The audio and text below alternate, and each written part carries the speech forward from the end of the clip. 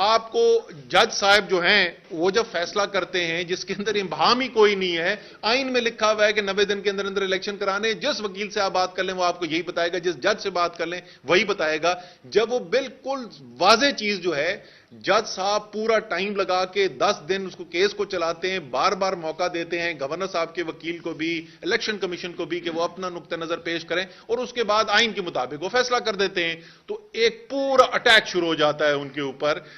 और ये उस वक्त अटैक करते हुए वो भूल जाते हैं कि ये वही जज साहब हैं जिन जज साहब के फैसले की वजह से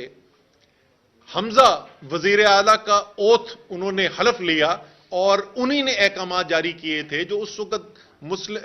पाकिस्तान तहरीके इंसाफ के लगाए हुए गवर्नर थे। उन्होंने कहा कि अगर यह नहीं करेगा तो सदर पाकिस्तान को पाबंद किया, और सदर पाकिस्तान ने उनके अहकामात पर अमल करते हुए हमजा को चीफ मिनिस्टर का, वजीर आला का हल्फ दिया और वो वजीर आला की कुर्सी पर बैठे। वो और बात के उसके बाद जिस वक्त सुप्रीम कोर्ट के ने हतमी तौर पर फैसला किया तो सुप्रीम कोर्ट ने बताया कि वो पहले दिन से उसके एलिजिबल ही नहीं थे, उनकी वजारत आला की कुर्सी पे बैठने की बनती ही नहीं थी, कानूनी पोजीशन ही नहीं बनती थी, लेकिन वो बैठे उस कुर्सी के ऊपर। इसी तरीके से जब जज साहब जो है वो मरियम का पासपोर्ट रिस्टोर करवाएं अपने अदालती ऑर्डर से, और मरियम उस अदालती फैसले की वजह से मुल्क से बाहर जाएं, तो वो जज ठीक है, वो अदालतें ठीक हैं। जब वही जज कोई फैसला करें जो आइन से मुताबिकत रखता हो और इनकी पसंद से मुताबिकत ना रखता हो, तो उसके बाद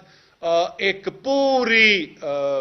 गालम गलोच की और पूरी तोहमतें लगाने की, इल्जाम लगाने की पूरी मुहिम खोल दी जाए और अदलिया के ऊपर अटैक करने शुरू कर दिए जाएं।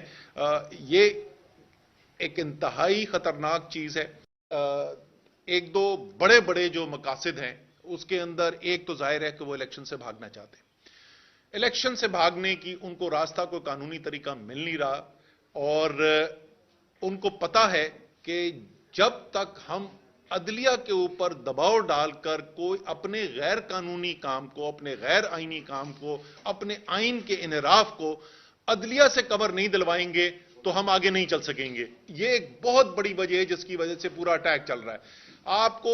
जज साहब जो हैं वो जब फैसला करते हैं जिसके अंदर इब्हाम ही कोई नहीं है, आइन में लिखा हुआ है कि 90 दिन के अंदर अंदर इलेक्शन कराने, जिस वकील से आप बात कर लें वो आपको यही बताएगा, जिस जज से बात कर लें वही बताएगा। जब वो बिल्कुल वाज़ेह चीज जो है, जज साहब पूरा टाइम लगा के 10 दिन उसको केस को चलाते हैं, बार बार मौका देते हैं गवर्नर साहब के वकील को भी, इलेक्शन कमीशन को भी, कि वो अपना नुक्ता नजर पेश करें और उसके बाद आइन के मुताबिक वो फैसला कर देते हैं। तो एक पूरा अटैक शुरू हो जाता है उनके ऊपर, और ये उस वक्त अटैक करते हुए वो भूल जाते हैं कि ये वही जज साहब हैं जिन जज साहब के फैसले की वजह से